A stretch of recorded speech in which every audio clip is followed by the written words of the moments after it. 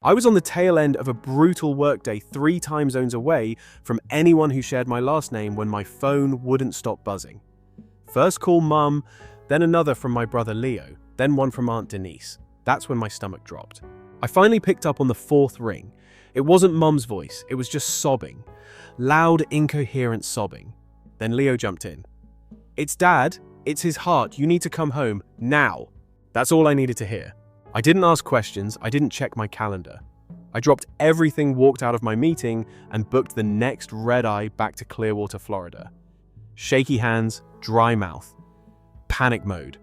I couldn't lose my dad, not like this, not while I was out chasing boardroom wins and venture capital dreams.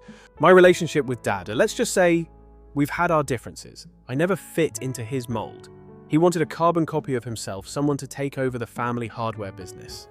I went into software instead, built a tech company from my college dorm room, left town at 19 and never looked back.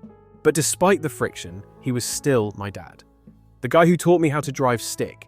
The man who cheered the loudest at my debate competitions, even if he didn't understand half the arguments. If something happened to him and I wasn't there, I'd never forgive myself. So I flew back to the place that never quite felt like home. I expected hospital corridors, monitors, maybe a priest waiting quietly in the hallway. Instead, my cousin Eli met me at baggage claim. He smiled. "Hey man," he said like we were meeting for brunch. "Glad you could make it." "Where's Dad? What's the update?" He's at home." Doctors say it wasn't a full heart attack. Just a scare. I nodded slowly, but something was off. Eli wouldn't make eye contact. He kept checking his phone, fidgeting like he owed someone money. My gut told me something was wrong, just not the kind of wrong I was prepared for. When we pulled into my childhood driveway, I half expected to see a paramedic van parked out front. Maybe even a hospital bed rolled into the living room. What I got instead? The whole family waiting at the dining room table like it was Thanksgiving. My dad, Mum, Leo, Aunt Denise, even a guy I hadn't seen in years, Mr. Hollis, our old family lawyer, and at the center of the table, a thick stack of documents. "Hey, there he is," Dad said, lifting a mug like I'd just come back from college break. "Took you long enough." He looked fine, not great, but not someone who had just survived a cardiac emergency. That's when the walls started closing in. They spoke fast, too fast, like they'd rehearsed it. The business was in trouble. They needed a temporary financial transfer, nothing permanent, just a little shuffle for tax reasons. "You're the only one without major debt," Noah Leo said, sounding way too casual. "It'd just be on paper. Translation sign this and let us drain your entire life's work." Mr. Hollis slid the papers toward me like it was routine. Just another Tuesday in betrayal land. But it wasn't routine, it was a setup. I skimmed the first few pages and nearly laughed. They weren't asking for a loan. They wanted control over my condo, my portfolio, and 70% of my company shares. Buried in polite legalese, it was all there. If I signed, they could liquidate my assets on behalf of family recovery. Yeah, recovery, as in they tanked the family business and needed a new piggy bank. They didn't call me home because they missed me. They called because I was solvent.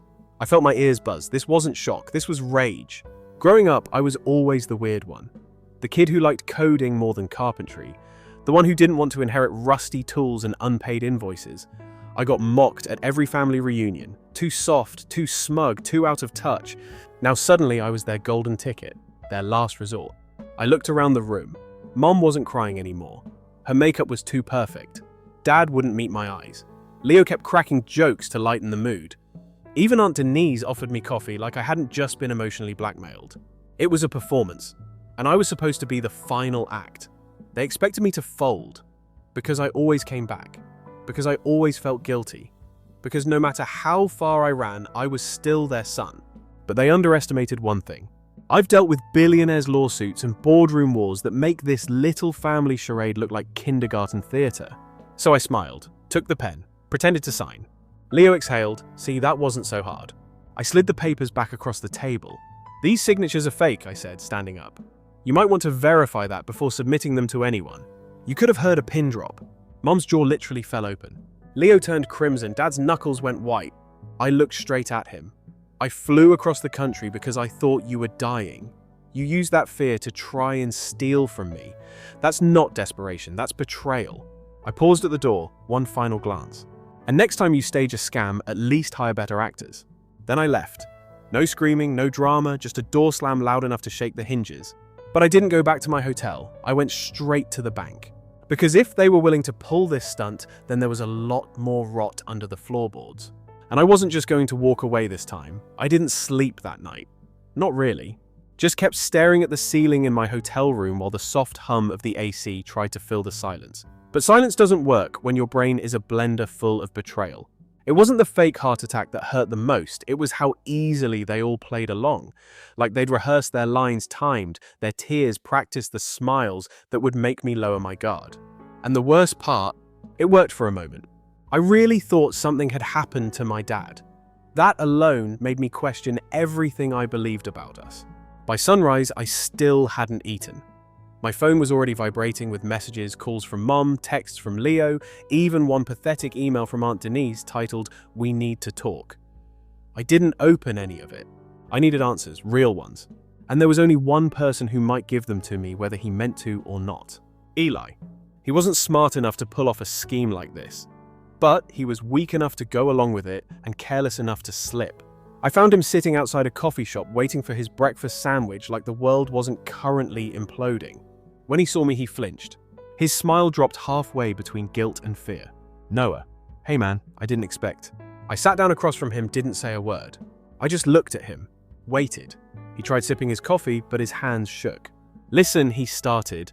I didn't know they'd go that far. I thought you knew. I mean, they said you were aware. I tilted my head, aware of what? That's when he cracked. It spilled out like a busted pipe. The family business was dying, had been for years, bad investments, worse partners. Some sketchy warehouse deal in Arizona that evaporated overnight.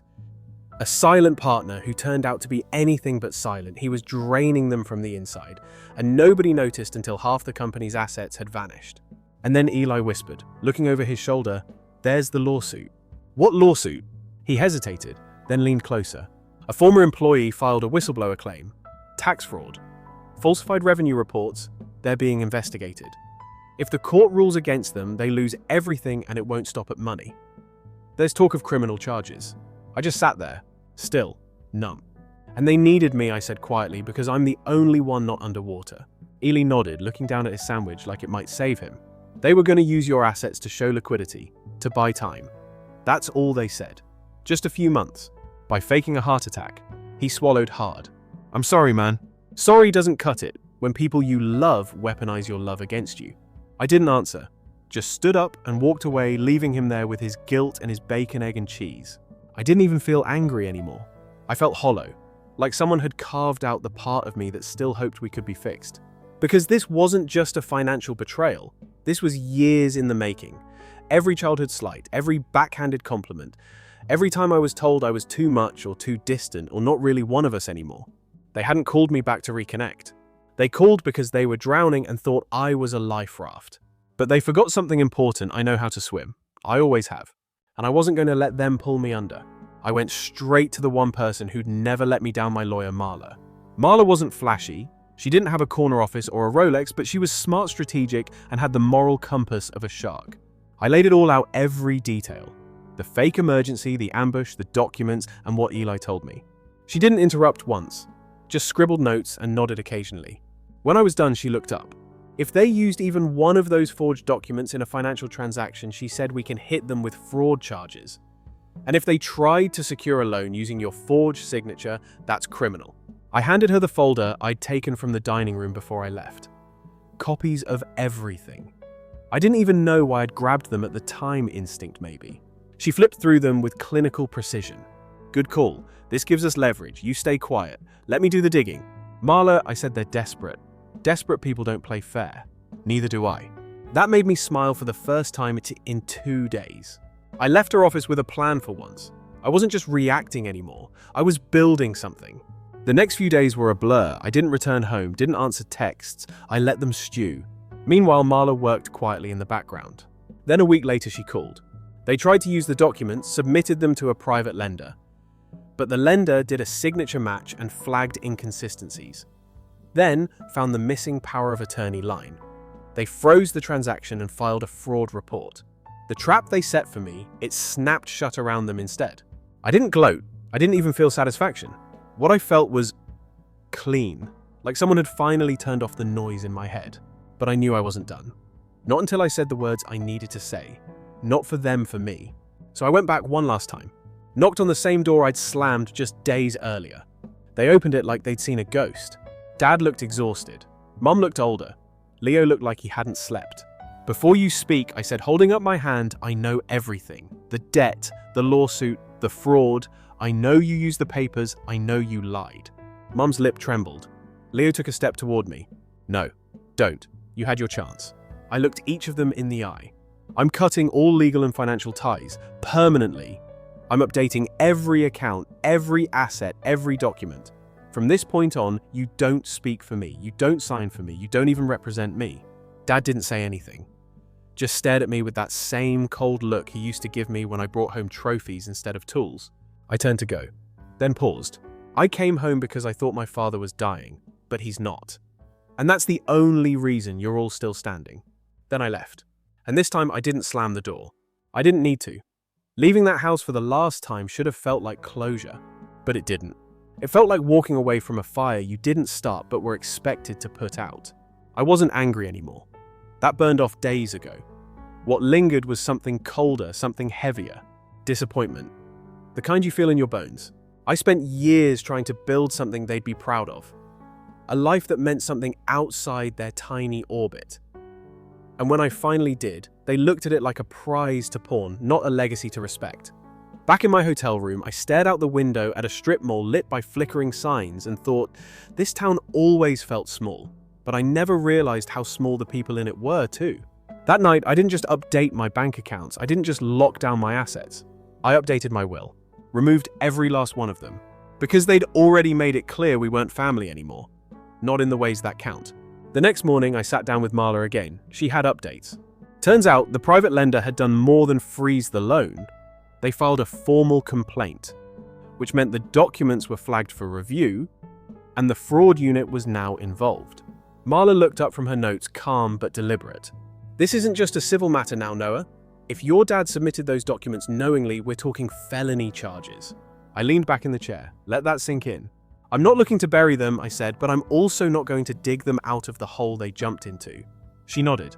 "Then let the process play out. Keep your distance. Document everything. And if they try anything else, we go public." I walked out of her office lighter than I'd felt in weeks, not because anything was solved, but because for once, I wasn't reacting. I was ready. I flew back to Seattle the next day, back to my apartment, my company, my life. And for the first time in a long time, I looked around and thought, this is mine. No one can take this from me. But of course they didn't stop. Not right away. Over the next few weeks, the messages kept coming, some subtle, some not. Mum emailed me a photo of Dad in a hospital gown. The subject line just said, "Look what stress is doing to him." Leo called twice, left voicemails about talking things through. Aunt Denise even sent a group text with an old baby photo of me and my dad. I guess nostalgia was plan B. I ignored it all. They had their chance. Then one night around 11 p.m, I got a text from a number I didn't recognize. "They're planning to sell the cabin. Thought you should know." It was from Mara, my cousin on my mum's side. We hadn't spoken in years. She was always quiet at family gatherings, never part of the scheming, just present. I called her immediately. She picked up on the first ring. "I wasn't sure if I should say anything," she said, voice low.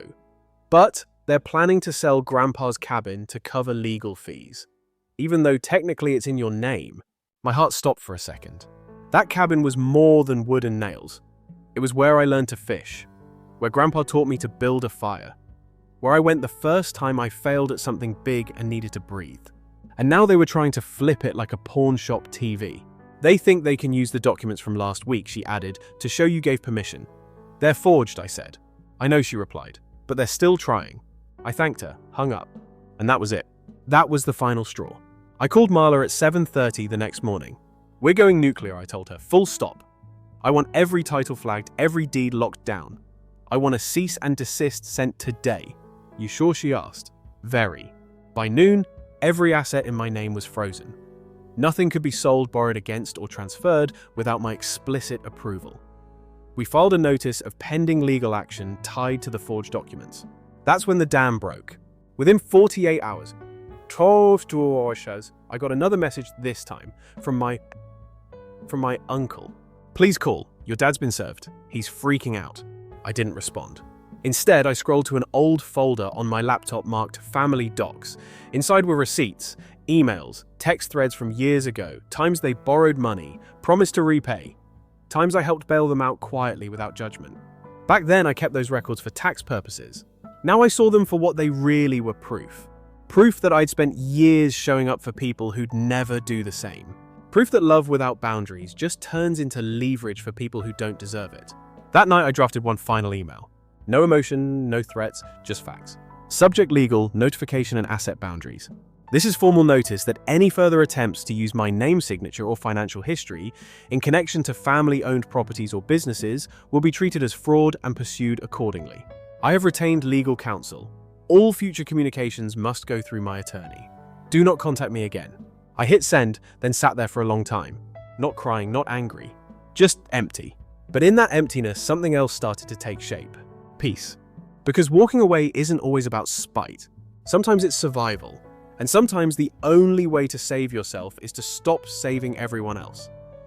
The email was short, cold, clear. Just the way it needed to be. When I hit send, I didn't expect silence. I expected noise. Desperate, scrambling, dramatic noise. And I got it. By the next morning, there were 5 missed calls. One voicemail from Mum crying again, this time not out of grief but out of panic. Leo sent 3 texts back to back. Can we please talk? This is getting out of hand. We're family, man. Family. That word had lost all meaning. Like a song played too many times, the notes no longer hit right. Just background static. But I wasn't angry anymore. That part of me had quieted. I was focused. Because this wasn't about revenge anymore. It was about drawing the kind of boundary they couldn't bulldoze through with guilt. A week passed, then 2. Marla kept me updated in short bursts, clinical efficient. The forged documents had been submitted to a private lender specializing in short-term capital. That lender, in turn, flagged the inconsistencies to their legal team. And once our official complaint hit, it started a cascade of consequences. The business account was frozen. Property sales were suspended. And then came the audit. A full investigation was launched into the family's finances. That meant subpoenas, paper trails, former employees with grudges. Everything spilled. And they weren't ready. I didn't cheer, I didn't celebrate. I just watched. There's something strange about seeing people who used to tower over you now stumble under the weight of their own decisions. Like watching statues crack, not from a hammer, but from time and truth. The updates trickled in. The business under formal review for tax evasion. The cabin legally locked down and flagged as non-transferable. My father, questioned twice by investigators, reportedly lost his temper both times. My mother cried during a deposition, claimed she had no idea what was going on. I knew that tactic, the helpless mother card. It worked on strangers, never on me. I let it play out. Then one Sunday morning, I got a call from a blocked number. I almost didn't answer, but something told me to pick up. It was Mara. Her voice was calm but careful. "They're unraveling, Noah," she said. "Your mum's been going door to door talking to neighbors. Your dad hasn't left the house in days. Leo's been posting cryptic stuff online about betrayal and loyalty. I thought you should know." I didn't ask her why she was telling me this. I already knew. Some people stay neutral until the fire gets too close. Mara was never on their side. She just didn't want to be collateral. "Thanks for letting me know," I said. She hesitated. "I always thought you were the selfish one," she admitted. "Turns out you were just the only one who left before it got this bad." I hung up and sat with that for a while. The only one who left. And maybe that was true. I thought about the years I spent trying to earn approval. The way I showed up for birthdays they barely remembered. Paid off bills they insisted weren't my problem. Came home for holidays when no one saved me a seat. And it hit me, none of it was ever about love. It was about access. I wasn't a son or a brother to them. I was a resource. Something to draw from, not someone to protect. That realization broke something I hadn't even known was still intact. The part of me that believed there was still good soil under all the weeds. That maybe someday they'd change. But they wouldn't. And it wasn't my job to wait around hoping they would. So I stopped. I blocked the numbers. I archived the old photos. I scrubbed my digital presence of anything that tied me to the family name. No more shared email addresses, no emergency contacts, no holiday invites, nothing. I made my peace, not through confrontation, but through erasure. I wasn't going to keep yelling at walls that didn't echo back. Instead, I focused on rebuilding not the past, but the life I had carved out on my own. My business had just launched a new project, AI-powered finance tools for small startups. I threw myself into it. Built late into the night, drank bad coffee, forgot meals, found that rhythm I used to have before the drama dragged me back. And slowly I started to feel like myself again. Not the sun, not the safety net, just me. Somewhere along the way, a strange thing happened. My mornings got quieter. But not the kind of quiet that makes you anxious. No, the kind that feels like breathing after holding your breath for too long. I started waking up without a knot in my chest. No dread, no anticipation of crisis. Just clarity. I started going to the gym again. Texted old friends. Took my dog on longer walks. Found joy in things that didn't come with obligation or negotiation. And one night, while scrolling through news updates, I saw a headline buried in a local business blog. Family-owned hardware chain shuts down amid legal battle. I didn't even click on it. Didn't need to. I knew how it ended. I'd seen it coming before they even picked up the phone that day. They didn't just burn the bridge. They built it on dry wood soaked in kerosene and dared me to cross. I didn't. And now all that's left are ashes. But here's the thing about ashes. They're not just the end of something. They're proof that fire happened. That something was destroyed, but something new can grow in its place. Not for them. For me. Because walking away wasn't the hard part. Staying gone, that's what took strength. And I finally had enough of it to do just that. Some endings don't come with fireworks or a final scream. They just stop echoing. That's what it felt like. No more calls, no more emails, no knocks at the door. Even the background noise, the distant texts from distant cousins, the subtle guilt traps from Aunt Denise faded into nothing. I wasn't angry anymore, and I wasn't sad. I was still. It took me a while to understand that stillness wasn't the same as emptiness. One is the absence of chaos, the other is the absence of self. And for the first time, I wasn't hollow. I was full of things they hadn't touched. My work, my time, my peace. I kept going. Quietly, no announcements, no performative healing. Just small things that built a bigger thing. I bought a new place. Nothing huge, just enough space for me and my dog Jasper. The windows let in morning sun and the floors didn't creak like the old apartment. The first night I slept there, I didn't dream of confrontation or courtrooms or old family ghosts. I just slept. The kind of sleep that doesn't carry baggage. I filled the shelves with things I loved. Old science fiction novels, hand-carved wood sculptures, a mug from the first tech conference I ever spoke at. Not expensive things, just honest ones. Things I chose. That's what healing started to look like, not fixing what was broken, but building something where they never stood. Every now and then a memory would creep in, a fishing trip with Dad. That one birthday when Mom baked my favorite cake. Leo helping me sneak out to meet friends when I was 15. They weren't all bad. That's the part nobody talks about. When people hurt you, they don't erase the good memories, they just stain them. And you spend years wondering which version is true. The answer? Both. I stopped trying to sort them. They didn't need labels, they just needed to rest. I was walking Jasper through the park one morning when I ran into someone I hadn't seen in years, Ms. Laird, my high school history teacher. She looked exactly the same. Sharp-eyed posture like a flagpole voice that could silence an auditorium. She squinted at me, then smiled. Noah. I laughed, still terrifying Ms. Laird. She smiled back. And you finally filled out. Not bad for the kid who used to skip my lectures to play with code. We walked together for a bit, talking about small things. Her retirement, my business, the town. Then she stopped walking, turned to face me. I heard about your family. I'm sorry. I wasn't surprised she knew. People talk, especially in towns like this. Thanks, I said. It's complicated. It usually is, she replied. But you seem good. I nodded. I am. And I meant it. She paused, then added something that stayed with me long after the conversation ended. You always knew how to survive. But surviving and living aren't the same thing. I'm glad you figured out the difference. When I got home that day, I stood in the kitchen holding my coffee, letting her words sink in. She was right. I'd spent so much of my life surviving, holding my breath, dodging blame, filling the holes they left behind. But now I was choosing what filled me. I started mentoring younger developers through a non-profit I used to donate to. Helped a couple of first-gen college students set up their own startups. It felt good giving without strings, no guilt, no silent expectations, just showing up. Jasper and I took longer walks.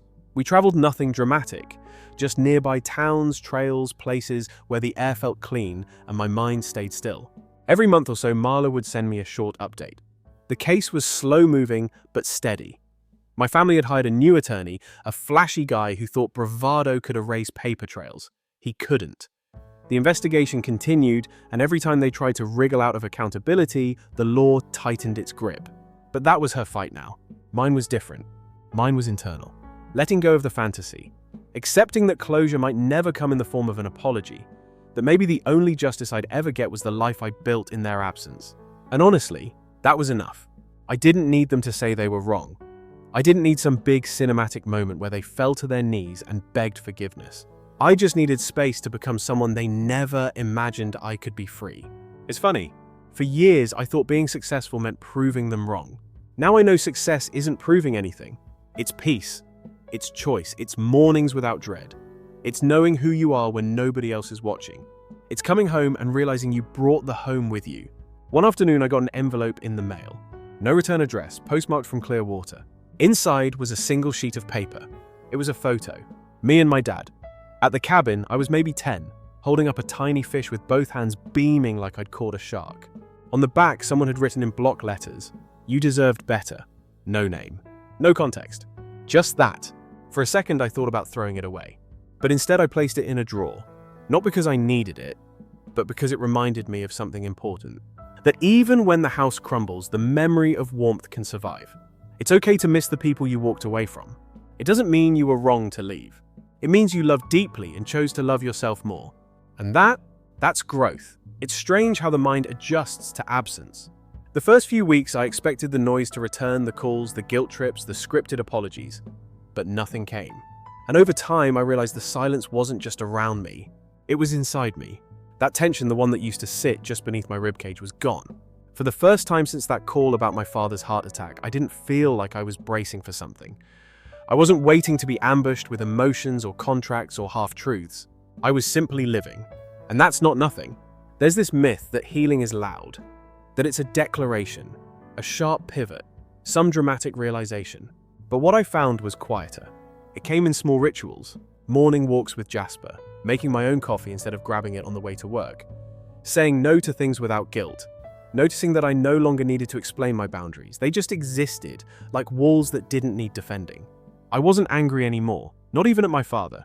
Some people are so used to power that they can't see love without control. They think affection is leverage and loyalty means sacrifice, usually yours. But that's not love, that's dependence. And once you stop feeding it, it withers on its own. The legal case kept unfolding. Quiet updates from Marla every few weeks. Investigators had linked more than just forged documents to my family's finances. There were hidden accounts, ghost vendors, manipulated payrolls.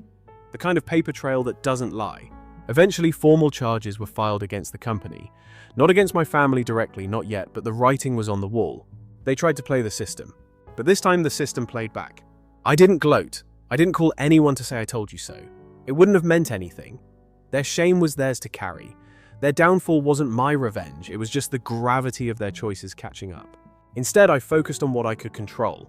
I rebuilt. I reinvested in my business, expanded our services, took on new clients. The irony. My company, once mocked by the very people who tried to steal it, was now helping small businesses avoid the same financial traps my family fell into. That's the thing about surviving betrayal. You learn how to build better, wiser, cleaner, stronger. You stop wasting energy fixing people who broke you. You spend it creating things they never could. One rainy Thursday, I found myself back in Clearwater for a tech panel. Just a one-day speaking engagement. In and out. No drama. But when I stepped off the stage and into the lobby, I saw a familiar face across the room. Leo. Thinner, pale, nervous around the eyes. He walked over slowly like someone approaching a wild animal, unsure if it would bite or vanish. Noah, he said quietly. I gave a small nod. He hesitated. I wanted to say sorry for everything. I didn't speak. He went on, I know I don't deserve a response. Or forgiveness. I thought you should hear it from me. Not because it changes anything, just because it's true. I studied him. Not with anger, not even with pity. Just observation. He looked like someone who finally realized the cost of his comfort. That keeping quiet, going along, staying neutral, it all has a price. And eventually the invoice comes due. I didn't ask about mum or dad or the business. I didn't need the update. Instead, I asked one question. Did you know about the forged documents before I got there? He paused, nodded once. Yeah, I did. That was enough. I looked him in the eye and said the only thing that mattered. Then we're done. He didn't argue. He just stood there as I walked away. It wasn't anger, it was clarity, and it felt better than revenge ever could. Back home, I watched the rain through my office window that night and thought about something Grandpa once told me during one of those cabin summers. People will always take what you don't protect. Not because they're evil, but because they're used to things being given. Don't teach them to expect your silence. At the time, I thought he was talking about fishing licenses or lawnmowers. Now I know he was talking about life. People don't always steal with malice. Sometimes they do it with expectation, with a shrug, with a smile. And it's up to you to draw the line and hold it, even if it means standing alone, especially then. Today I have peace, not perfect peace, not the kind that comes from forgetting, but the kind that grows in the space where guilt used to sit. I no longer wonder what my father thinks about me. I no longer carry the weight of proving I was worth loving. I know who I am, and that's more than enough. I spend my days doing the work I love. I sleep deeply. I laugh more. My circle is small, but it's honest. And sometimes I still get asked if I'd ever reconnect with them, if time might soften the wounds, if forgiveness is on the table. Here's the truth. Forgiveness doesn't always mean reunion. Sometimes it's just the quiet decision to live without bitterness, to walk a different path, to stop reopening wounds just to prove you've healed. And that's what I've done. I forgave them the moment I stopped needing them to say sorry. Not because they deserved it, but because I did. That's the end of this story, not with a slam, but with a soft click. A door closing. And one finally opening. Story 2. When I mention excitement for my brother's wedding tomorrow. My aunt said it was last week showing me family photos without me. Brother and parents left. Didn't we tell you a month later when they rang me about stop renovation payments? I simply replied, didn't I tell you? Hey, read it. I'm 28, and until recently I thought I had a decent, if not slightly distant relationship with my family. My parents and I weren't overly affectionate, but I chalked that up to their personalities. My younger brother Josh and I were never super close growing up. He was the golden boy and I was the quiet achiever. But I always showed up. Birthdays, graduations, even when I was studying abroad. I made time to zoom in for every holiday. I thought that counted for something. Last month, I was sitting in my apartment half listening to a podcast and making a to-do list for my trip back home for Josh's wedding. I'd already taken time off work, booked my flight, and even found the perfect gift for the couple. I was excited despite some emotional distance. I was truly happy for my brother. He seemed to have found someone he adored, and I wanted to be there to support him. That week, I called my aunt to confirm some details, mainly where the out-of-town guests were staying. Casual, small talk. When I mentioned how excited I was for the wedding tomorrow, there was a pause on the other end of the call. Then she said gently, as if I'd hit my head or something, "Honey, the wedding was last week." At first, I thought she was joking. My stomach dropped. I remember the room spinning slightly as I asked her what she meant. She said she assumed I knew then, as if to prove it. She sent me pictures over WhatsApp. My entire family dressed to the nines, beaming at the camera, posing under a floral arch. My brother and his new wife smiling ear to ear. My parents clapping in the front row. But no me. My hands were shaking. I told her I never got any updates about a change in date. She just sounded confused and said, "Didn't they tell you I called my parents immediately?" My dad picked up, and when I asked about the wedding, he chuckled, like it was nothing. "Oh yeah, we moved it up a week. Sorry." Guess it slipped through the cracks. I demanded to know why. No one thought to inform me. My mum chimed in the background with a smug laugh. "Didn't we tell you?" I could hear Josh in the background too, laughing. They all thought it was hilarious. I hung up. I didn't cry, I didn't scream. I just sat there, phone in hand, in stunned silence. I'd rearranged my entire schedule, taken leave from work, spent money I barely had, and not one of them thought to tell me that they'd changed the date of the wedding. They acted like it was some minor oversight, like forgetting to buy milk at the store. I stood in silence for days. I didn't respond to any follow-up texts. A week later, my brother had the audacity to send me photos of the honeymoon, like nothing had happened. Then about a month after that, my dad called. He sounded stressed. Apparently the contractor they hired for a big renovation project on their house had walked off the job. Something about missed payments or insufficient funds. My dad asked if I could help out just temporarily until their accounts cleared. See, I'm in tech. I make decent money, and for years, I've been quietly sending them help paying off parts of their mortgage when Dad's job got rocky, helping Josh with tuition when he wanted to switch majors 3 times. never expecting much in return, just doing what a daughter and sister is supposed to do, but not this time. I listened to my dad's long-winded play, the awkward pauses, the excuses about cash flow. Then I said calmly, "Oh, didn't I tell you?" There was silence. I continued. "I stopped helping out financially after you laughed about excluding me from the wedding. I figured you'd want less to manage less miscommunication." He tried to backpedal, saying it wasn't meant to be personal, that it was a hectic time, but I was done. I told him that the same way they forgot to include me in one of the most important family events, I forgot to include them in my budget. My mother called the next day crying literal sobs, saying how family is everything, how I should understand how things were just chaotic. I told her she was right. Family is everything, which is why it hurt more than I can put into words. She said Josh was the one who changed the date, that they just went along with it. I asked if they ever thought to text me, email me, literally say anything. She went quiet. Then I asked the real question that had been burning in my chest. Why didn't anyone want me there? No answer, just some pathetic muttering about miscommunications and assumptions. I didn't press further. The answer was loud in their silence. That weekend, I took every shared account I had access to, streaming services, the spare credit card they used for groceries when things were tight. Even the Amazon account I'd been letting them use, I removed their access. I didn't send a dramatic message, no big declarations, just one quiet act of reclaiming boundaries. I started therapy. Finally, my therapist helped me see that I'd been used for years under the illusion of family loyalty. That my absence from the wedding wasn't a mistake. It was a message. A message that I was convenient, disposable, and not worth basic communication. But then something happened last week. Josh called me, not my parents, him. He sounded off nervous, almost guilty, said things weren't great between him and his new wife. Said he thought maybe excluding me from the wedding had something to do with her not liking me. Apparently, she'd read some old texts where I teased him about being clingy when we were younger. She said I was negative energy and manipulated the situation to move the date up behind my back, and my parents went along with it. I didn't say much to him, but inside the pieces clicked together. He wasn't apologizing out of love. He was trying to pave the way for future help because he knew I was the fallback, the one who always showed up, no matter what, but not anymore. I told him I appreciated the honesty and that I hoped he found a way to navigate his marriage, but I was going to keep my distance from now on. I wished him well, then ended the call. For the first time in years, I felt peace. But that peace didn't last long. Yesterday, my parents showed up unannounced at my apartment door. That's where the story picks up next.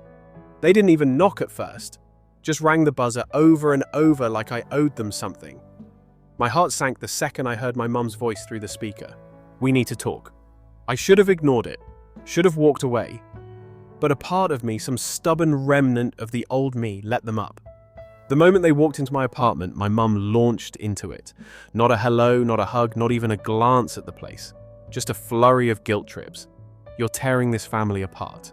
This is not like you. Josh made a mistake. But we're all suffering now." I stood there silently, arms crossed, just watching them unravel. My dad tried to play peacemaker as usual. He said I was being unfair, that they didn't want to upset Josh's wife and had to keep the peace. "You sacrificed me to keep the peace," I said, my voice calm but firm. My mum scoffed. "It wasn't about sacrifice, it was just complicated. You're always so sensitive. We didn't think it would matter that much." There it was, the truth in a single sentence. I didn't matter that much. I asked them why they were really here. My dad looked sheepish. We need a little help, that's all. Nothing big, temporary. There was again, I wasn't family. I was an ATM with feelings they'd rather not deal with. "You need help," I said slowly, "but you couldn't even send a text to let me know. My brother's wedding changed dates. We thought Josh told you." My mum snapped like it was somehow my fault. "Now he did," I said flatly after the fact. "And only because things are already falling apart with his wife." Their faces changed. "You didn't think I'd find out, did you?" I continued. "You all laughed at me behind my back. And now that the fairy tale is cracking, I'm supposed to step in and save you again." My mum started crying again, the same tears she'd used on the phone weeks ago. "You don't understand the pressure we were under. I was under pressure too." I said, "Pressure to meet deadlines, budget my time, make plans around people who never bothered to treat me like I belonged. And still, I showed up. Every time I motioned toward the door, "You need help, go ask Josh. Ask your daughter-in-law who thought I was too negative for a wedding. Ask your golden boy." They didn't move. "We raised you better than this," my dad said bitterly. "No," I said. "You raised me to be useful. That's not the same thing." The silence in the room was suffocating. My mum opened her mouth to say something else, but I raised a hand to stop her. "You didn't come here to fix anything. You came here to patch a leak in your finances with a daughter you forgot existed. I'm not doing it again. Not now, not ever." I walked to the door and opened it. Neither of them moved, so I said, "This is the part where you leave." And they did. No dramatic goodbye. No slam doors. Just two people walking out of an apartment that had never truly been theirs to walk into. The days after were quieter than I expected. No messages, no calls, no surprise visits, just nothing. And for once, the silence wasn't empty. It was peaceful. I started thinking about the years I'd spent trying to earn a seat at a table where I was never really wanted birthdays, where my gifts were shrugged off holidays, where my accomplishments were overshadowed by Josh's latest endeavor. Phone calls where I asked about their lives only to realize no one ever asked about mine. And yet I kept giving because I thought that's what good daughters did. But daughters are not servants or safety nets or emotional punching bags. I used to tell myself that being excluded wasn't personal, that they were just forgetful, busy, distracted. But when your whole family attends a wedding and doesn't tell you it's been moved on purpose, you stop pretending it's a misunderstanding. It's rejection. It's intentional and it changes you. About a week later, I got a letter in the mail. An actual handwritten letter from my grandmother, my dad's mum. We'd always been close, but she lived in a retirement community upstate, so we didn't speak as often as we used to. She'd heard everything from my aunt. "I just want you to know," she wrote, "that what they did to you wasn't right. I'm proud of how you stood up for yourself. You deserve better than that." She ended the note with a line I'll never forget. Sometimes the strongest family we have is the one we build ourselves. It was the first time I cried real shoulder-shaking tears because someone saw me. Someone understood that I wasn't just hurt, I'd been betrayed. That same week, I started doing things I'd put off for years. I booked a solo trip to Lisbon, something I dreamed about since college, but always pushed aside because there was always something else to handle for my family. I bought a new couch. I changed the locks. I finally took a photo of myself and framed it. Something that sounds silly, but was my way of saying, I live here, I matter. Josh texted me a few days later. Just a single line. "Are you really done with us?" I stared at it for a long time. Then I replied, "No, I'm just done being the only one who tries." No response. And honestly, I didn't need one. I'm not saying it doesn't hurt, it does. Sometimes I still scroll through old family pictures and feel a sharp pang of loss. Not for what was, but for what should have been. But that pain doesn't own me anymore. I used to think family was something you were born into. Now I know it's something you choose to build with people who show up. People who care. People who remember you exist when the guest list is finalized. I'm building that kind of family now, and I'm starting with myself. Story 3, you only sent $250. My dad shouted in front of everyone. Sienna sends $4,000 a month. I said quietly that was me. Mum snapped. Stop stealing her credit. I stopped the payments. The next month I found out this. Hey, read it. Before we dive in, I've noticed the channel is losing some traction and subscribing is the best way to support us. It's quick, free, and it truly helps grow this amazing community. Let's start the story. I'm a 28-year-old woman, and for most of my adult life, I've done everything I could to be the good daughter, the reliable one. I'm the kind of person who sends birthday cards early than most money without being asked and checks in on my parents when no one else does. I moved out at 20 to attend college on a scholarship and never asked my parents for a dime, since my younger sister Sienna, on the other hand, has always been the golden child. She's 26, charming and good-looking, the kind of person who can get away with anything by flashing a smile. She moved back in with my parents after dropping out of school and bouncing between jobs. Despite all that, my parents adore her. They talk her up like she was saving the world while I was just some remote presence. The ATM in the background. It wasn't always this way. Back when I landed my first job in tech, I felt proud. I finally had the financial freedom to help out. I began sending my parents $4,000 a month quietly, consistently. It wasn't easy. Rent in my city wasn't cheap, and I was budgeting every dime to make it work. But I wanted to give back. They raised me after all. I told them early on that I'd set up a recurring transfer to their account. No strings attached. My mum simply said, "That's sweet. Thank you." My dad didn't even reply. I figured they were just the stoic type, not the kind to make a fuss. But then came the family barbecue.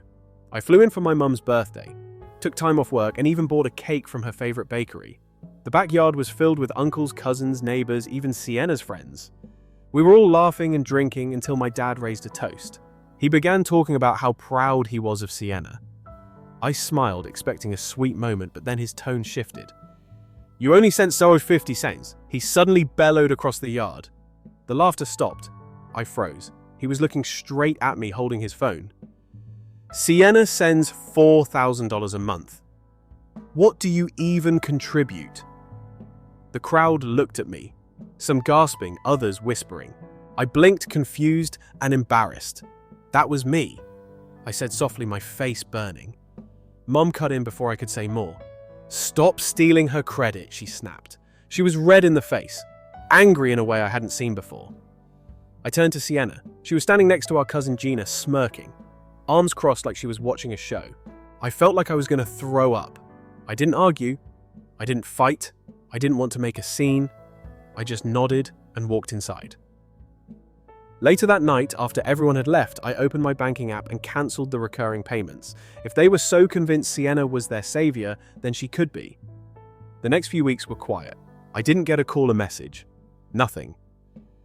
I guess I expected a thank you, maybe an apology, once they saw the money was gone. But instead, I got silence. Until a month later, my phone rang while I was in a meeting. It was my dad. I hesitated but picked up. He didn't ask how I was. No greeting, just started talking. "We're missing the rent this month. Your mum says the bank made a mistake." I stayed silent. "You usually send the money by the 3rd. It's the 12th. I told him the truth. That payment came for me. I said, not Sienna. There was a pause. "Don't lie," he said sharply. "Sienna has been helping us since she got that big job. She even told us you only sent pocket change." My hands were shaking. I wanted to scream, but I kept calm. "Ask her for proof," I replied. That's when he hung up. 10 minutes later, Sienna called me. She was furious.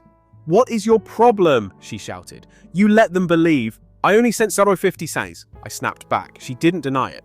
"You're always the favorite." "I just wanted one thing to be mine," she said. "They never brag about me like they do. So you lied.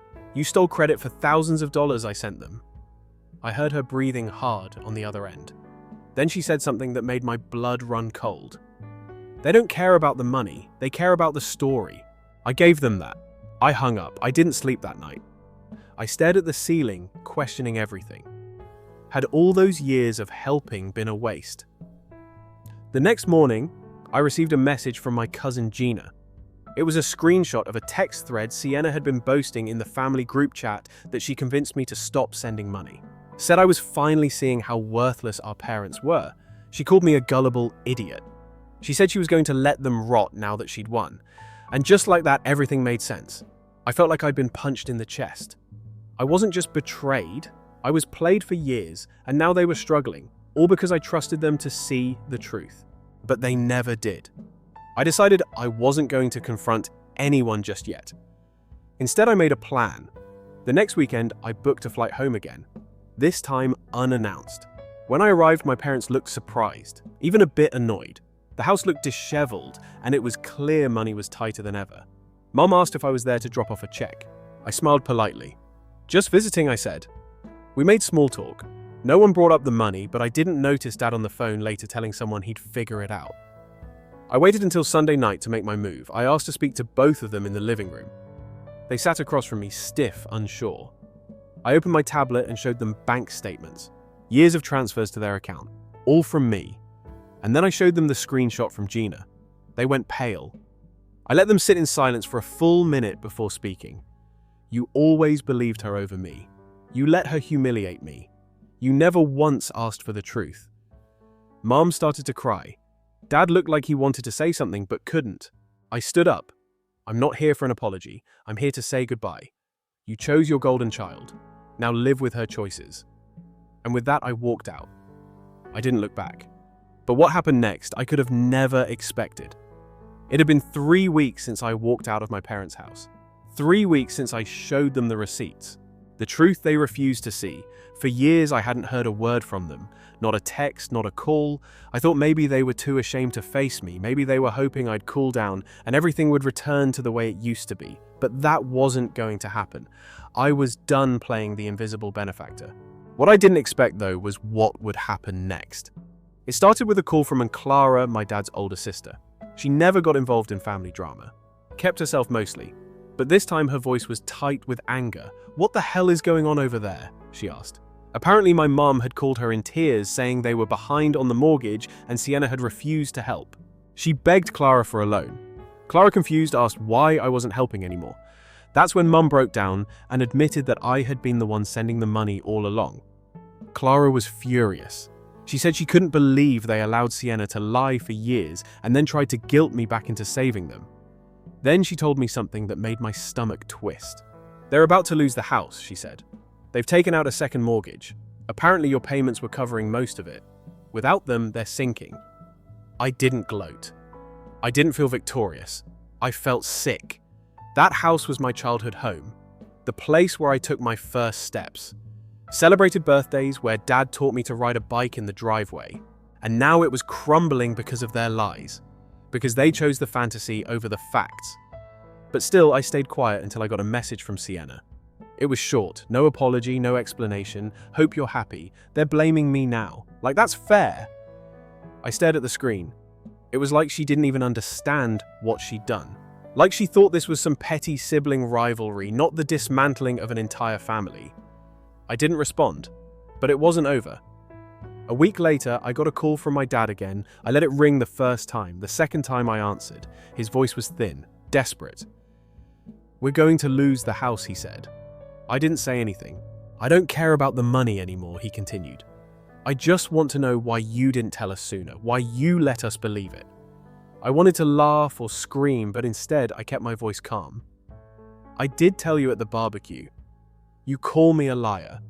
Mum told me to stop stealing Sienna's credit." He was quiet for a long time. I could hear his breathing shaky and slow. "She told us you sent 050 once as a joke, that you didn't care. And you believe that I asked, after years of silence of no complaints. Just steady support. You believe the one who's never held a job longer than 6 months." I heard the shame in his exhale. "I think we just wanted to believe something nice about her," he whispered. I paused. "She played you, Dad. And you let her. And you burned your bridge with me to keep that fantasy alive." Then softly he asked, "Is there any way to fix this?" I almost said no, but instead I said, "That's not a question for me anymore. That's a question for yourself and maybe a therapist." Then I hung up. Later that week, I found out they did lose the house. They moved in with my mum's sister, someone they used to call a drama queen and keep at arm's length. Funny how quick that changed when the walls caved in. Sienna. She moved to Florida. Some guy she met online flew her out and she posted selfies from a boat the next day. Like none of it ever happened. She never apologized, never explained. But I was done waiting. I didn't block my parents. I didn't cut them off completely, but I stopped calling. Stop checking in. I gave them exactly what they had treated me like for years. Distance. And then, a few weeks ago, something unexpected happened. A letter handwritten from my mum. It wasn't long, but it was honest. She said she'd been wrong, that she let herself believe in an illusion, because it felt easier than facing the truth, that she had mistaken my silence for distance and Sienna's stories for reality, that she regretted it, all of it, and that she hoped one day I might forgive her. I didn't write back right away. I wasn't sure I would at all. But after a while, I realized I didn't want revenge. I didn't need them to suffer. What I needed was peace. I needed to move forward. So I wrote her back. I told her I appreciated the honesty, that healing would take time, and that I hoped she meant what she wrote. I didn't mention the money or Sienna or the house. Some wounds don't need to be reopened. They just need to be left behind. I don't know if we'll ever have the relationship we once had. Maybe we never really did, but now, at least we're starting with the truth. And for the first time in years, I'm not the one carrying everyone else's weight. And I'm finally free to live my life for me. Story 4. After my cousin cruelly threw his 18-year-old daughter out, I took her home and her public revelation devastated the whole family. Complete deception. Okay, so this is how the whole problem began. My spouse, who is 27 years old, and I, who am 30 years old, reside on a really large farm. We have about 300 acres of property, 3 baths and 5 bedrooms. We also installed camper electrical hookups. We decided that it would be a great place to gather as a family during the summer or on special occasions. We intentionally constructed it that way because we thought it would be convenient to have a single location where the family could stay for whatever long they wished. You know how some folks have meeting spots that everyone wants to go to?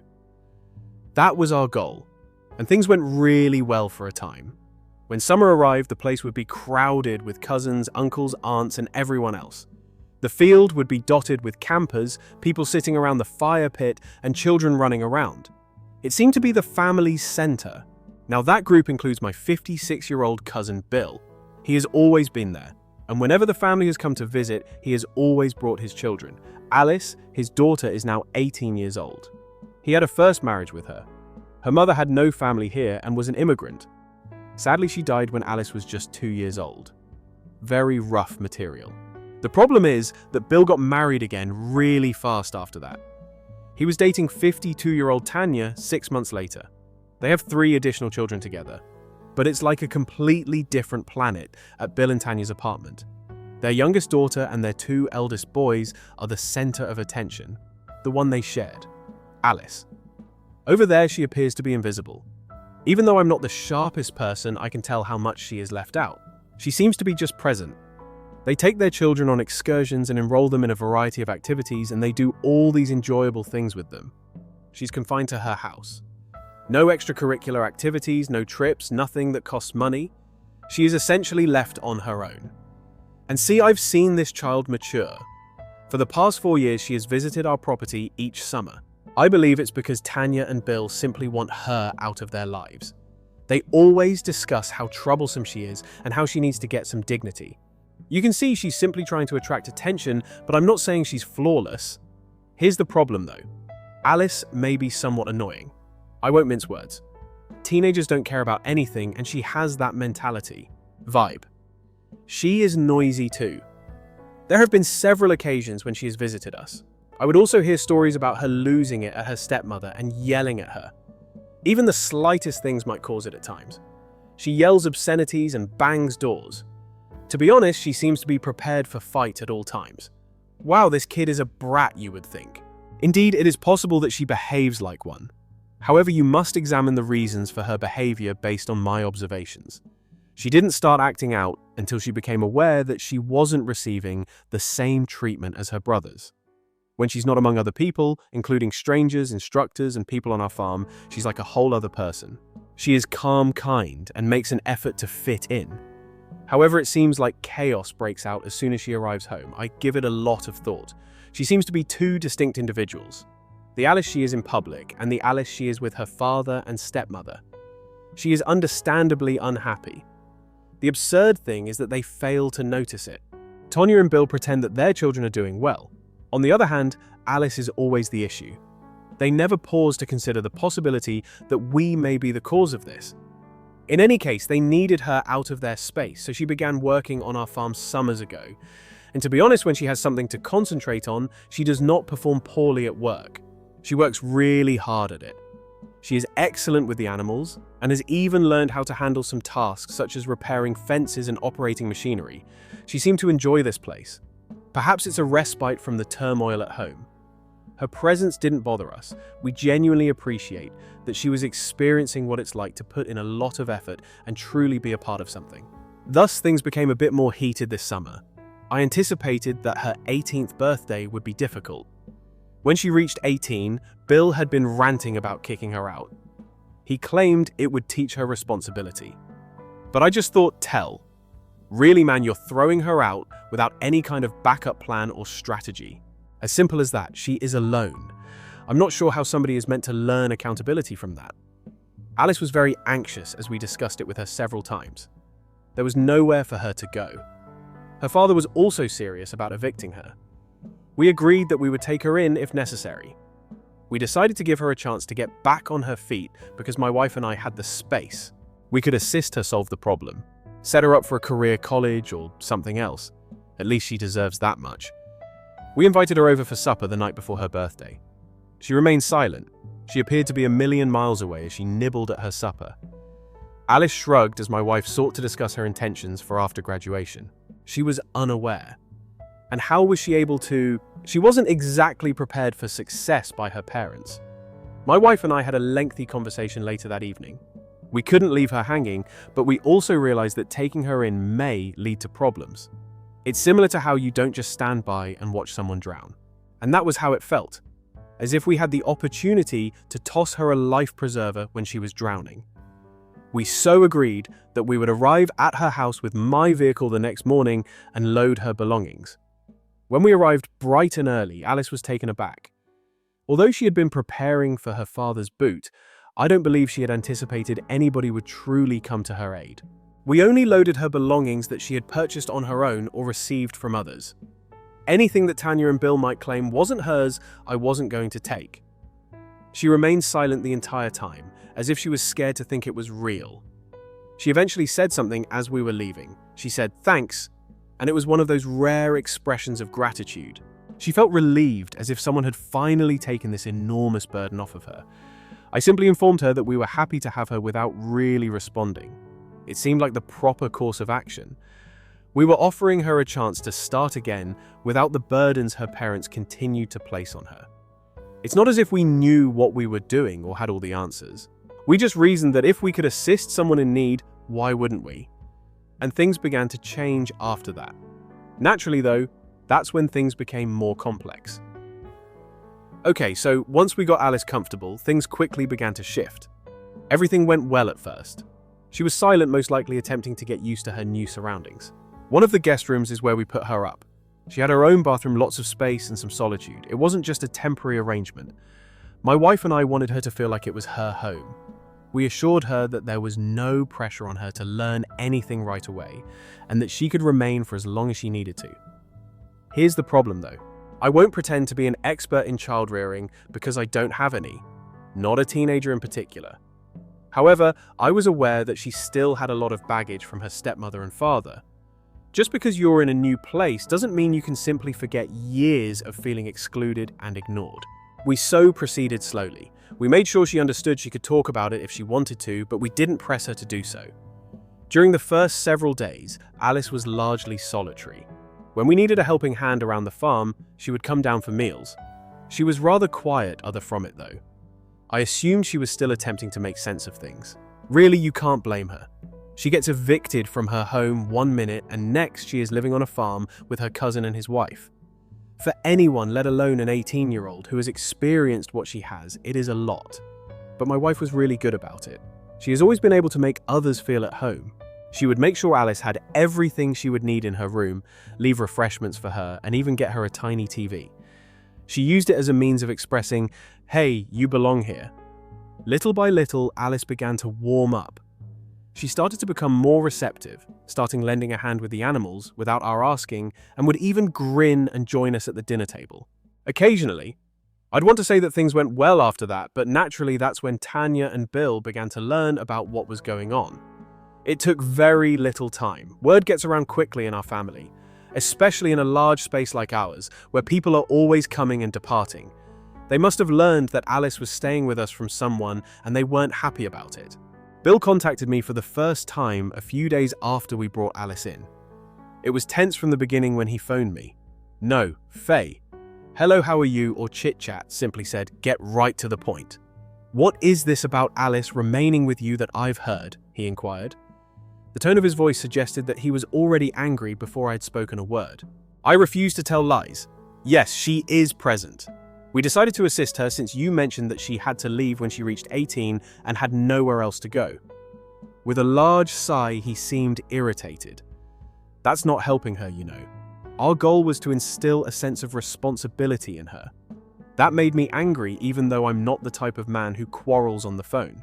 But I made an effort to remain composed. Look, Tin Bill has experienced a lot. She wouldn't benefit from being sent out without a plan, but I'm not claiming to know better than you.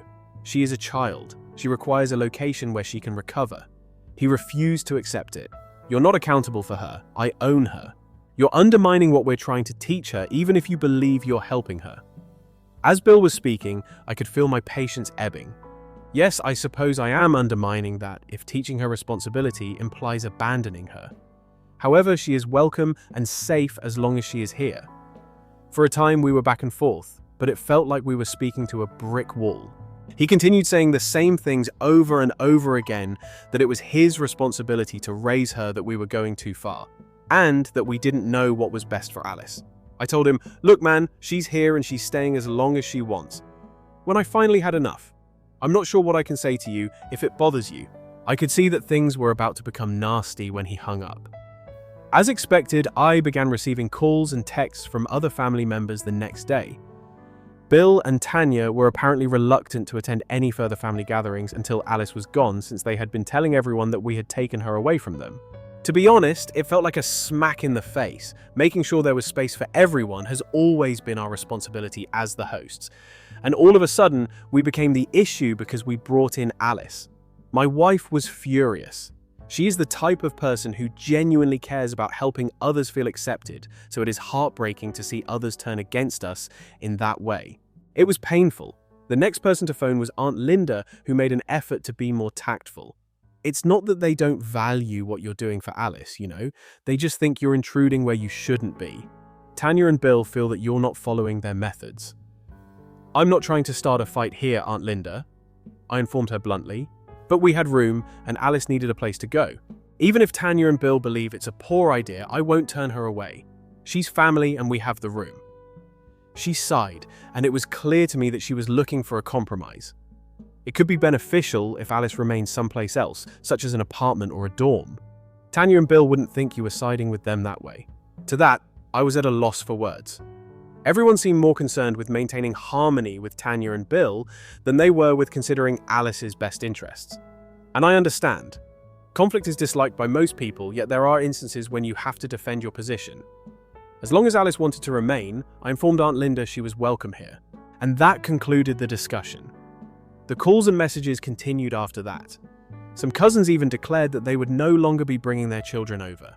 Something about how the trip isn't worth it if not everyone is coming because petrol is so costly. It all sounded like justifications. Simply put, they were taking sides, but we weren't going to back down. One night my wife and I spent hours discussing it in an attempt to come up with a solution. She was concerned about family strife, but she had no regrets about assisting Alice. I didn't either. Even if other members of the family didn't agree, we both thought that it was ultimately worthwhile if we could provide Alice with a secure environment where she felt like she belonged. In contrast, Alice began to notice the change. She wasn't a moron. She was aware that her father was causing a stir. She asked me one evening if I was the reason they weren't showing up. I didn't want to tell her a falsehood. Alice, it's not your fault. Some individuals just do not understand, and it's their fault, not yours. She nodded, and I briefly caught the same expression on her face when we picked her up. A mixture of uncertainty and relief. Even though I knew we were acting morally, I also knew that things would only get more difficult from here on out. Okay, so things became really awkward once the family drama began. The house felt half empty, even though we were still having our regular dinners and gatherings with the usual crowd camping outside and packing the house. A few members of the family simply stopped attending. It was clear that those who did perform well felt torn between the two. A lot of awkward looks at Alice and a lot of whispering, as if they were deciding whether it was worth the trouble. Alice also took notice. Even though she didn't talk much about it, it was obvious that she would pick it up during dinner. Keep quiet and give the impression that she was tense. She seemed to be waiting for a response, possibly even an invitation to leave. However, my spouse and I ensured she was aware that was not taking place. However, we had a party scheduled for my uncle's birthday one day. Typically, the entire family would attend such an occasion. Children would be running around while we had tables set up outside the fire pit. Everyone looked forward to it because it was one of those big deals. However, people began to leave this time. Final minute. Lisa, a cousin, called to let me know that her children would not be attending because they were sick. Uncle Tom mentioned that work was too hectic. Aunt Linda reported feeling unwell. Everyone seemed to have an excuse all of a sudden. I was aware. Their absence wasn't due to necessity. Alice was the reason they were skipping. It infuriated me. My wife saw it on my face, but I didn't want to say anything to Alice. She simply gave me the don't in front of her look. So I tried to pretend that nothing was wrong and kept my mouth shut. Only a small group of individuals arrived on the day. You could sense the tension, even though we tried our best, barbecued some food and kept a little fire going. Everyone was walking on eggshells. At one point, Bill and Tanya walked up, and I knew straight away that was going to be an issue. They hadn't come to the farm since Alice moved in, and I could tell from the way Tanya was scrutinizing her that it wasn't going to be a nice visit.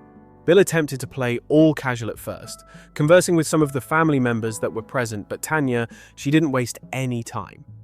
She strolled right up to me when I was cooking burgers and began in. "You know this isn't helping anyone," she said. Her arms crossed in this tense expression on her face. I understood precisely what she was talking about, but I attempted to play stupid. "What are you saying?" She huffed, like she was dealing with a toddler. "Alice, you keeping her here, it's not doing her any favors, and the family is experiencing a lot of drama as a result. Tanya gave her a place to stay since she needed it, and I put down the spatula and gave her a direct look. That's all. Bill and I believe it's time for her to move on." I said, she said. She wasn't even attempting to conceal how frustrated she was. She is now 18. She must learn to stand by herself. The temperature was increasing. She didn't get it from the grill stand alone either. Without a strategy, you guys threw her out. She isn't being taught independence by that. That would be leaving her now. Several others in the area began to get quiet, obviously listening. I noticed several family members interacting, but Alice was out helping my wife put up some things by the barn. They appeared to be preparing for a front row seat to whatever was going to happen. "I don't appreciate you getting in the middle of our family business," Tanya said, leaning in and dropping her voice as if to scare me. I had no intention of giving up. Perhaps I wouldn't have to if you had always treated her like family. That was it. With a mumble about how obstinate I was and how we would regret it, she raised her hands and turned to go. After a few minutes, Bill approached me. He didn't appear content. "We're not attempting to play the villains here, you know." Glancing around to be sure no one else could hear, he said, "And me. However, Alice must go on. She is not growing as a result of this." I inhaled deeply while attempting to remain composed around Bill. "Why didn't you assist her earlier? If you truly think that, why did you hold off on throwing her out till she was 18? He shuffled uneasily as though he was at a loss for words. "It isn't that easy." I gave a head shake. "I believe it is. And she will remain here until she is prepared to go on. The narrative is over." There was nothing more from him. Simply went away after giving me a look that suggested I was betraying him or something. It was as stressful the remainder of the night. People made an effort to pretend nothing had occurred, but it was clear that the entire situation had soured the atmosphere. Tanya and Bill departed early, and several others soon followed. My wife drew me aside after they departed. "Oh no. You made the correct decision," she remarked. "Don't. Avoid allowing them to make you feel guilty." Even after I nodded, I felt as though I was unable to resolve the situation. The worst part was that Alice could sense a problem. She requested me to tidy up after the most of the visitors had left. I'm the reason they go.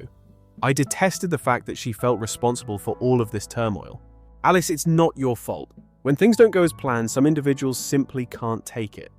After that, she remained silent. Returned to assisting with cleanup. She was clearly considering it, though. Her expression conveyed that she felt bad about something that wasn't even her fault. The days that followed were calm.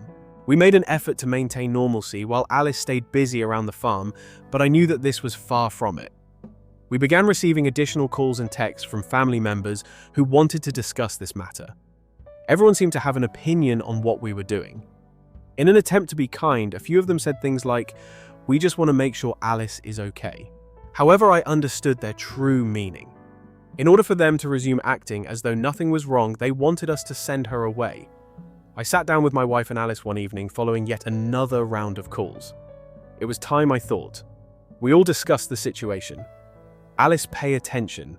It's unfair that people are making you feel like it's your fault, and I realize this is a lot," I added. Her hands were fumbling in her lap as she gazed down. "And perhaps everything would return to normal if I weren't present." I gave a head shake. This isn't on you. Oh no, they are the ones adding complexity to it. None of it is a concern for you. My spouse also stepped in. Alice, when do you want to be here? Now this is your home. For however long you require it. Alice nodded slightly, but her eyes were filled with uncertainty.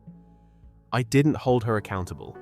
We were desperate to show her that she was secure with us, even though it made sense that she was reluctant to trust after everything she had gone through.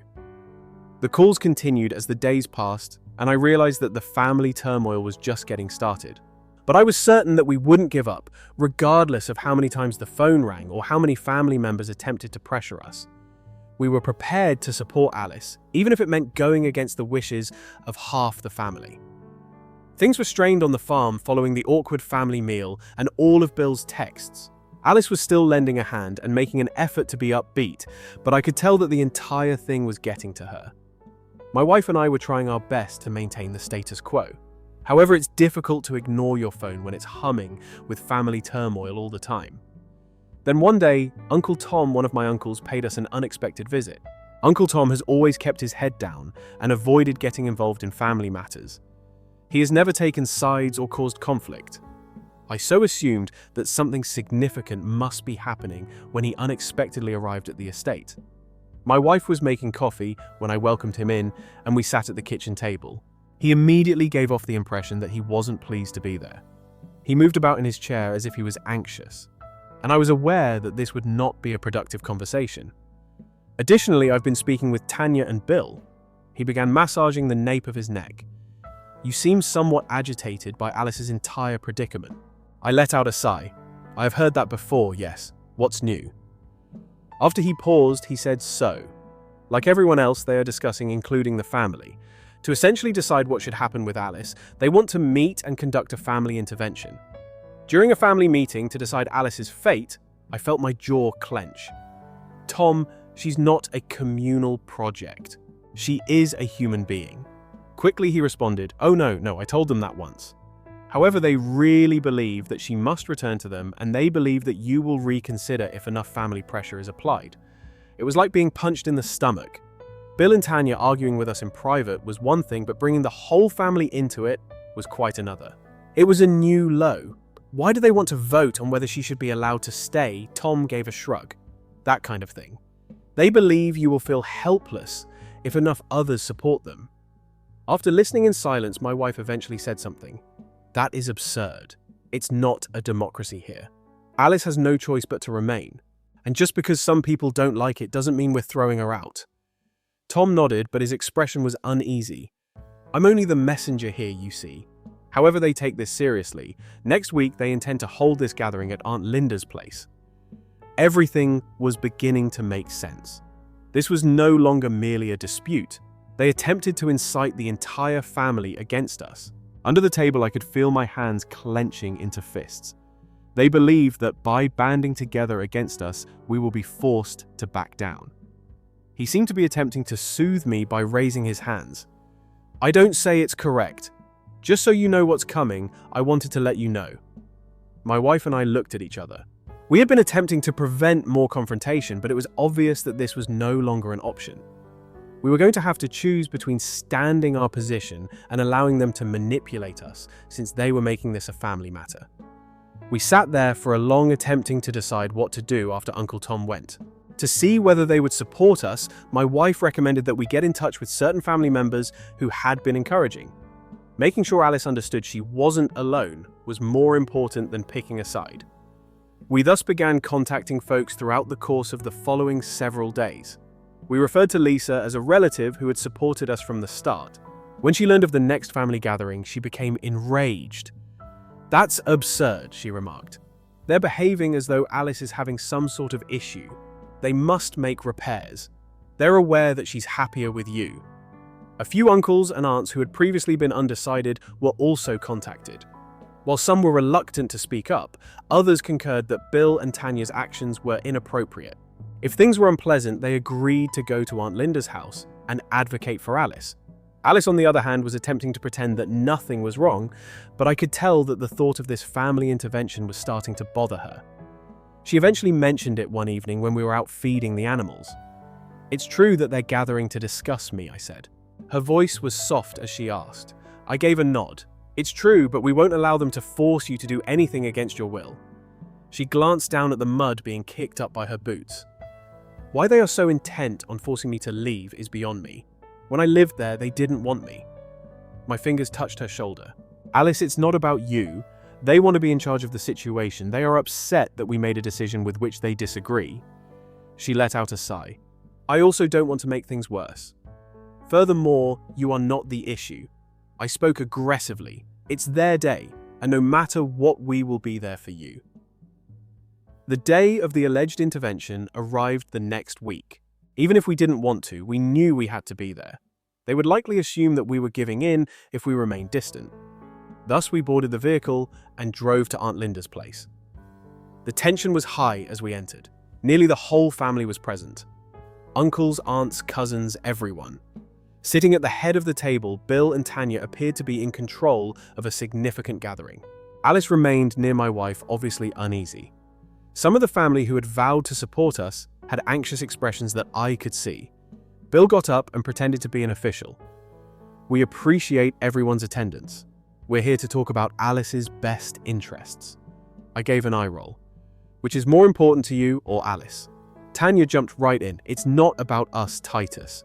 Making ensuring Alice has a secure future is the goal. And we believe that entails returning home. My spouse folded her arms. Do you mean the house where she was expelled? Bill chose to disregard that and began discussing the need for the family to come together and how this separation was causing everyone to fall apart. All they did was use language to make themselves appear to be the victims. Although some of our cousins raised their voices, it was evident that Tanya and Bill had won over the majority of them, exactly as things were getting hot. Lisa took a stand. This is absurd. Alice has a home, she remarked in a firm voice. She is doing well, she is loved, and she is protected. You would be supporting her if you truly cared for her, not attempting to coerce her into an undesirable circumstance. Most remained silent, but a few others nodded. I knew I was going to have a difficult time. Bill persisted, discussing Alice's dependence on us and the way we were isolating her. He was stating it so confidently that some others seemed to believe him, even though it was all rubbish. I'd finally had enough. This isn't a democracy, I said as I got to my feet. Alice has made up her mind and is an adult. That is not what we are here to discuss. It's your issue if you don't like it. After a prolonged period of stillness, individuals began to leave the room one by one. Some people nodded their encouragement at us. Others simply passed by without saying anything. Tanya and Bill remained still, staring at us. As we turned to go, Bill replied, "We're not done with this." "Yes, we certainly are," I fired back. For the first time in weeks, Alice appeared relieved as we drove home. At least she knew we had her back, even if we knew it wasn't done yet. The family determined to do whatever it took. Okay. It appeared like things were finally calming down a little as Alice's university studies were about to begin. She seemed to be finding her rhythm after putting in a lot of effort and finishing tasks around the farm. In an attempt to remain optimistic, my wife and I reasoned that perhaps the family turmoil would subside once Alice began attending lessons. We reasoned that perhaps Bill and Tanya would back off if she was in a good mood and had a routine. Just when we believed we could finally relax, that is. My phone rang. Bill was there. A part of me hoped that perhaps, just possibly, he was phoning to find some middle ground, even though I knew I shouldn't have responded. Perhaps he was prepared to resolve the matter after realizing how much Alice was stressed out by it all. I ought to have been more aware. I said in a neutral tone, "Hey man." He made no effort to say hello. "I have heard that Alice is receiving treatment." His voice was icy as he said, "She is indeed." I answered, sensing the tension building. "She has experienced a great deal. She needs a conversation partner. I'm not sure why you feel that's required." When we lifted her, he lost his temper. "All right, therapy is not necessary for her. It seemed unbelievable to me. She has been expelled from her house, according to Bill. She has been juggling a lot of things. She also requires assistance." "Assistance?" he laughed. "Or are you simply encouraging her actions and giving her the impression that she is a victim?" For me, it was it. Billing was challenging, but I made an effort to remain composed. I'm not supporting any of it. She has an opportunity to go on and seek some assistance. Perhaps you are contributing to the issue if you are unable to notice that.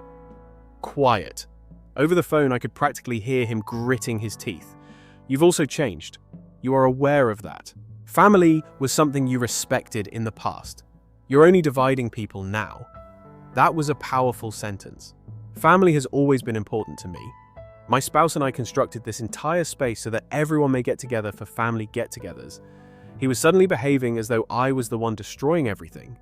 Even though it felt like a slap in the face, I refused to give in to Bill. I'm doing in accordance with my conscience. You are under no obligation to accept it. Alice is welcome here, though. Simply because it causes you discomfort, we won't send her away. I sat there for a minute trying to gather my thoughts when he hung up. All we were attempting to create, and all we had done for Alice, seemed to be working against us. I was exhausted, but I was also angry. It seemed like someone would always find a way to turn everything we accomplished into something bad. My wife and I had a conversation about it later that evening. We were aware that things would change once Alice began taking school. She would follow her own schedule, and if the family saw that she was doing well, they would just perhaps step back. Before Alice's studies started, my wife proposed that we have one final small get-together to let her know she had our support and that we were proud of her. We decided to have a modest meal. Only the closest family members who had been encouraging were invited, and it was intended to be a more low-key celebration for Alice.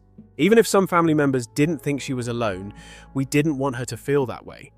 Things were going well the night of the meal. Along with a few aunts and uncles, a few of my cousins also attended. It was pleasant and briefly brought back memories of the past. Alice was content as she spoke and laughed with everyone. We honestly felt like we might enjoy a typical night without any drama for once.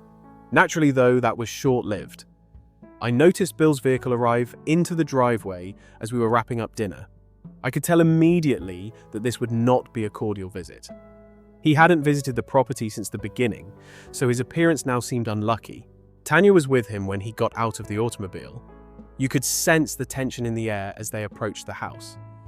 Alice fell silent as some of my relatives exchanged anxious glances. As soon as she spotted them, her smile vanished. After exchanging glances, I could tell my wife and I were thinking the same thing. It wasn't going to work out. Bill wasted little time. He approached us directly and said, "Anita, we need to talk now," while everyone watched. I tried to maintain my composure and keep things polite. "Okay, let's move aside and have a private conversation." He gave a head shake. "Oh no. No, everyone is seeing us do this here." Tanya stood directly next to him, her arms folded like if she were prepared for a brawl. I turned to look at Alice, who had this terrified expression on her face as she watched. She was clearly anticipating the worst, and to be honest, so was I. However, I had no intention of allowing Bill to cause a commotion in front of everyone. "All right." I crossed my arms as I spoke. "What's going on here?" As if preparing to give a speech, Bill inhaled deeply. After careful consideration, we believe it's time for Alice to return home. The room fell quiet. A few confused-looking folks were visible to me. Alice was stunned, and it was clear to me that she was at a loss for words. After all this time, I was as shocked as she was. They wanted her back now. Tanya took a step forward and nodded. "We believe it would be best if she returned to live with us. As a family, we want to make things right." Alice remained silent and gazed at her dish. With a comforting squeeze, my wife placed a hand on her shoulder. I had no idea what Bill and Tanya were trying to do, but I wasn't going to allow them to intimidate Alice into returning. "Bill, she's staying here. We've previously experienced this." Bill's expression grew stern. "She is no longer welcome here. We should have her." At last, Alice raised her voice. She spoke quietly yet steadily. "I have no desire to return." She raised her head and made eye contact with her father for the first time. "The only reason you want me back right now is to avoid looking foolish in front of your family." Anger distorted Tanya's face. "You have no right to speak to us in that manner. You threw me out, but Alice didn't give up. Where I went or what happened to me didn't matter to you. You now appear here as though nothing is wrong." It was difficult to read Bill's face, but I could tell he was growing impatient. "Alice, we are your family. You cannot just flee from that." With a calm yet forceful voice, my wife got to her feet. "Nothing is causing her to flee. We're supporting her as she tries to start over." Tanya gave an eye roll. "The family is split because you two now believe you are her saviors, because you continue to meddle." I'd had enough meddling. She was expelled by you. We provided her with lodging. That's what families are meant to do. As if to garner support, Bill shook his head and glanced around at everyone. Furthermore, this isn't how things should be. You must cease undermining Alice's belonging to us. Despite my hands squeezing into fists, I made an effort to remain composed. Hey, that's final, Dallas is staying here. Bill was ready to argue, but suddenly something appeared to change. After a moment of staring at me, he turned to face Alice. All right, remain here. However, don't count on us to keep trying. That's over with us. Tanya trailed behind him as he turned and left.